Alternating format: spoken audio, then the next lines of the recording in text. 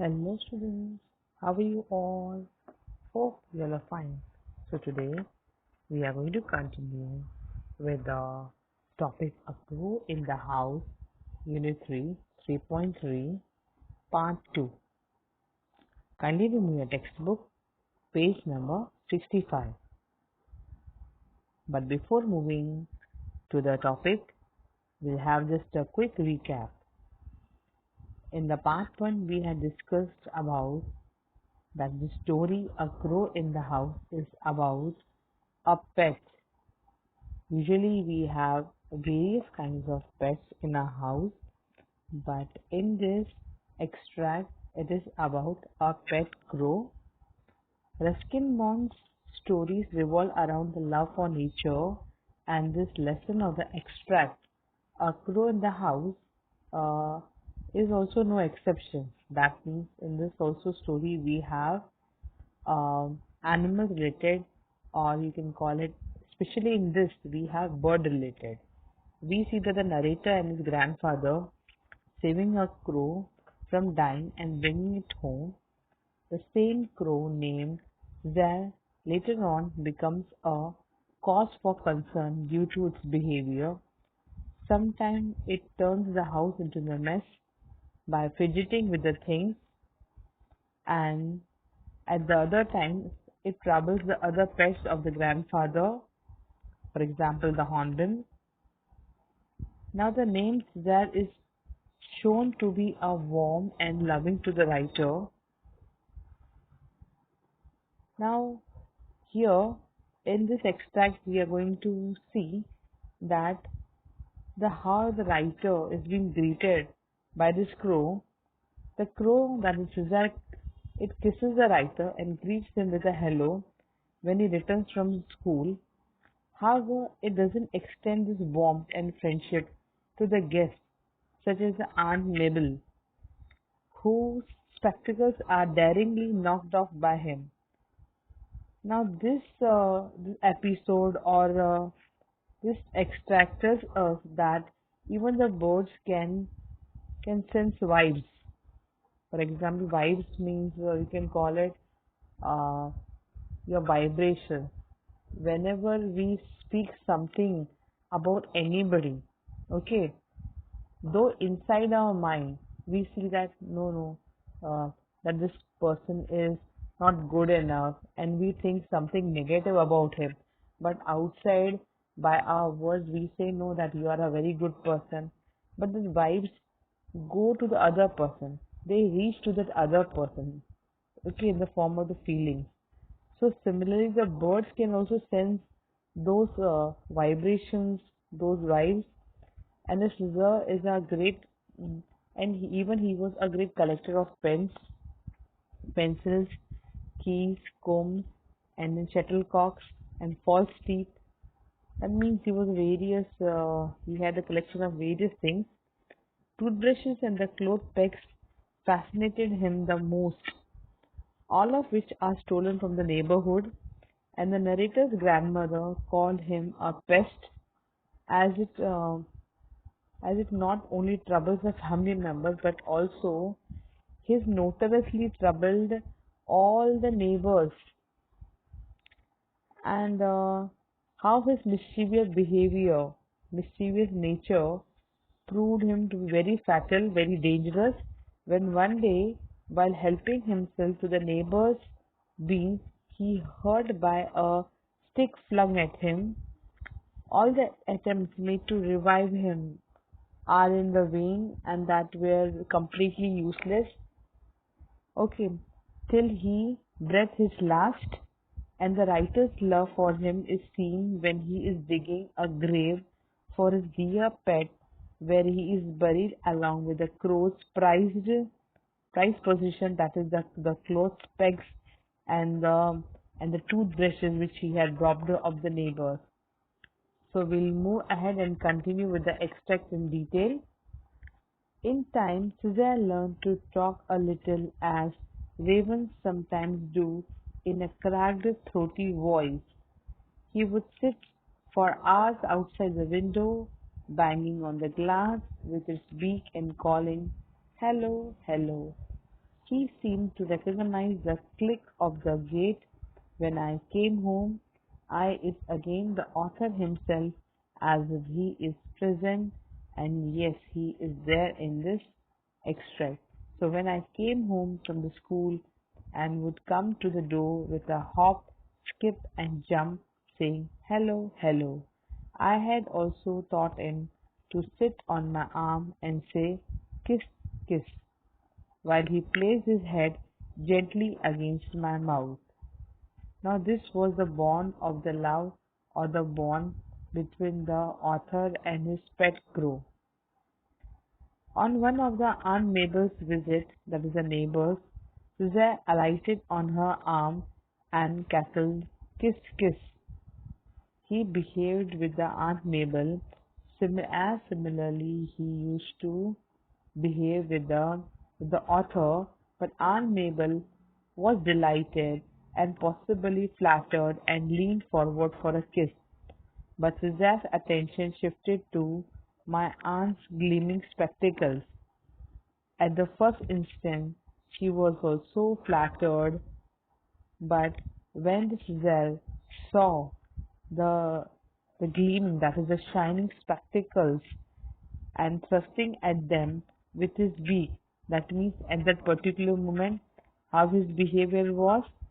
As soon as he saw the sight of the spectacles, the shining spectacles, he picked off them with his beak and he knocked them off. Aunt Mabel never was a success with the pet. Afterwards, what happened? She was also very scared that how the behavior of the crow was, and then afterwards, never in her life Aunt Mabel was comfortable with the pets. Pet or pest? Grandmother insisted that Caesar was a pest. Now even the family members in the family, they also started wondering that how nuisance he was creating, what a mess he was, and the statement passed by the grandmother was that he was not a pet, but he was a pest.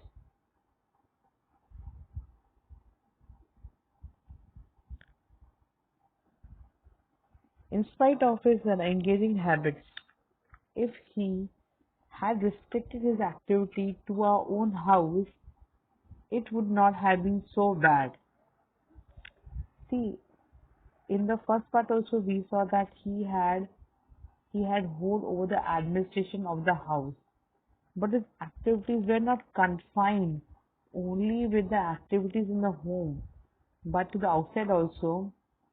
But he took to visiting neighbors' houses and stealing pens, pencils, hair ribbons, combs, keys, shuttlecocks, toothbrushes, and false teeth. He started robbing or stealing various things from the neighbor's house. He was specially fond of toothbrushes and made a collection of them on the top of cupboard in my room. In the author's room, he made a collection. Most of the neighbors were represented in our house by a toothbrush. Now, what do you mean by this sentence? The most of the neighbors were being represented in our house by toothbrush. That means that when he has stolen whatever the things were, especially the toothbrush, and here Cesar had gathered about everyone's toothbrush from the neighborhood. So in the narrator's house, there was a whole collection of these toothbrushes which represented the person from the neighborhood to whom actually they belonged to. Cesar, okay. Most of the neighbors were represented in our house by a toothbrush. Toothbrush sales went up that year. So did the grandmother's blood pressure. See, as he was regularly stealing the toothbrushes, so what was the reaction? That the sales of the toothbrushes went up that year, and so was the grandmother's blood pressure. Why this statement is the grandmother's blood pressure? Because she was irritated by the behavior of the crow, as she thought that it is not a pet, it is a pest because of his nuisance created by that crow in the home. Caesar spied on the children going into the bunnia's shop. Now spied, he kept an eye that where a particular person or where a particular child is going into the Baniya shop and often managed to snatch sweets from them as they came out. So as soon as anybody, especially the small children, when they came out from the sweet shop, Caesar snatched it. Cloth pegs fascinated him. He had really a passion for the cloth pegs. Neighbors Now here, neighbors would return from the bazaar to find their washing lying in the mud and no sign of pegs. Usually, whenever we uh, whenever we keep the clothes for drying, at that time we attach some pegs, that's the cloth pegs. But when the neighbors came back from the bazaar or from the market, what they saw that all their clothes were being what lying in the mud, as there were no pegs on it, and these two found their way to the top of my cupboard. Now, whatever things were being collected by that crow, that is Zab, the place was the on the top of the narrator's cupboard. It was Caesar's gardening activities that finally led to disaster. He was helping himself to our neighbor's beans when a stick was flung at him, breaking his leg. Now see, our behavior up to a certain extent is really acceptable and it's okay. But when the behavior is really goes in an unacceptable manner, at that time, each and every person has to bear the consequences. So here also, in this paragraph, we find that that that how he had lost his life because of his behavior. Now here the word disaster means it is a tragedy, a complete tragedy.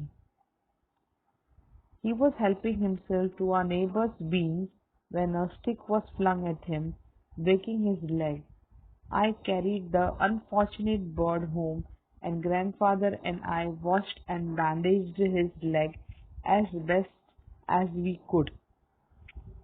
So uh, here the author or the narrator and the grandfather picked him and then tied him a bandage, and I washed and bandaged his leg as best as we could do. That means whatever possible ways was there, they did so that his leg could be recovered as it was earlier. And I watched it, but it could not mend. It could not mend means so it could not be repaired or it could not be recovered. Usually we use for a living thing recovered, not repaired.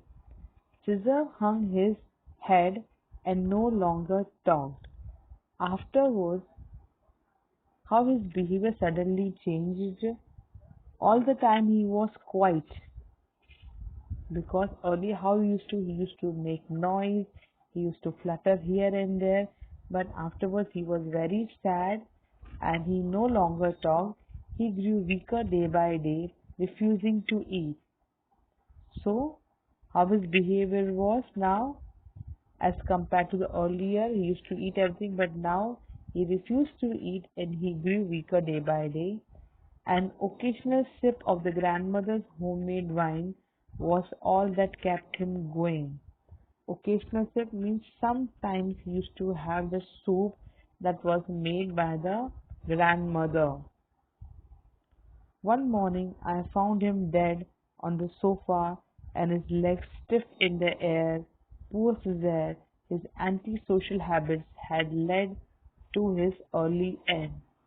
So one morning the author found him dead on the sofa and the legs were stiff in the air. That means there was no movement. And the poor Caesar, his antisocial habits. Antisocial habits. Now, what do you mean by antisocial habits?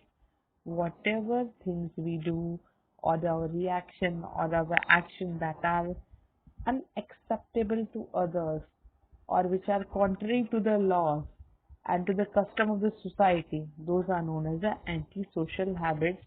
For example, now here in this extract we see that he had created nuisance for everybody, and he was really impatient, and he always tortured others. He tortured the other pets, and he tortured the neighbors.